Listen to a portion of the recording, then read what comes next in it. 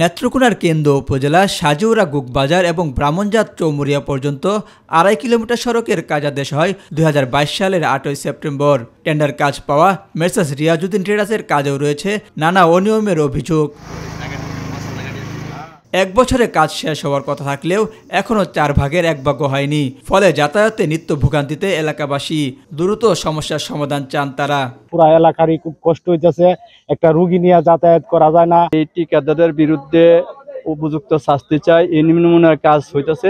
আমাদের দাবিটা রাস্তাঘাট সুন্দর করে করব।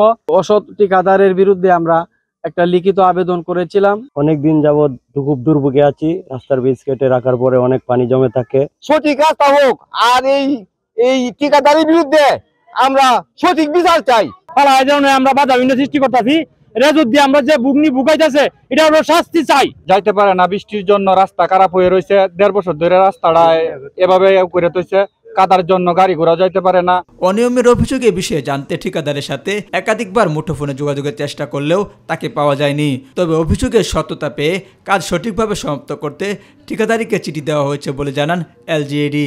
বেশ কয়েকজন লোক আমার কাছে আসছে যে খারাপ মাল যেতেছে, তখন তৎক্ষণাৎ আমি সার্ভিসিং সাইটে পাঠাই দিছি।